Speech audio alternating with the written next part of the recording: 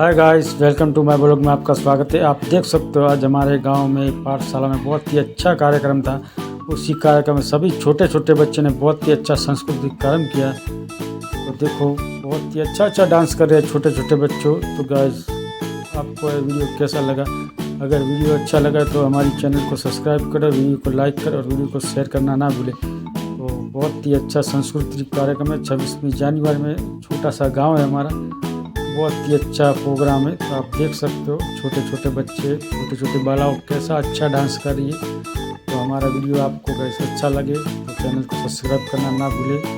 जय हिंद, जय भारत।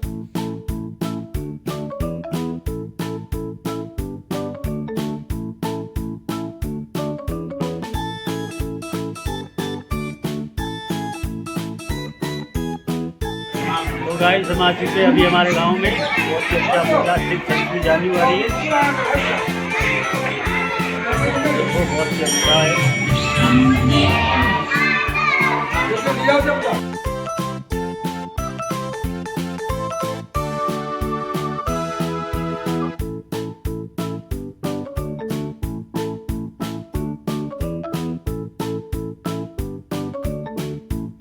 આટલા ઉત્સાહિત છે ત્યાં કર્ણાટકના બાળકોમાં ખૂબ લાગણી છે દેશભક્તિ અને હું ઘણું નહીં કહું પણ એ કહીશ કે ભાવિ મિત્રોને કે પોતાના બાળકને સમયસર નિશાળે મૂકે અને ઘણા મેં વાતો સાંભળી છે કે શાળામાં શિક્ષકો ભણાવતા નથી। એવું કારણ નથી કે શિક્ષકોમાં 60 વિદ્યાર્થી હોય તે વિદ્યાર્થી માટે એક વિદ્યાર્થી 100 માર્ક્સ લાવે તે પણ તે શિક્ષકનો વિદ્યાર્થી હોય છે। क्या भाड़ी मित्रों की भूल है कि जो एक शिक्षक तेरा जोड़े भरतू बाळक कोई 100% लाए, कोई 70 लाए, कोई भरतू बाळक 10% बनावे, तेरा शिक्षक ने कोई भूल नहीं होती। ने વધારે भाड़ी मित्रों की भूल होती है। ये आपણા દેશમાં પૂરતી આઝાદી નથી મળી। આઝાદી ખાલી ચોપડા નામે છે। કેમ કે આપણી દીકરીઓને આજ સુધી કે આપણે 5મું ભણાઈ 6મું ભણાઈ ને શાળા છોડાવી દઈએ છીએ।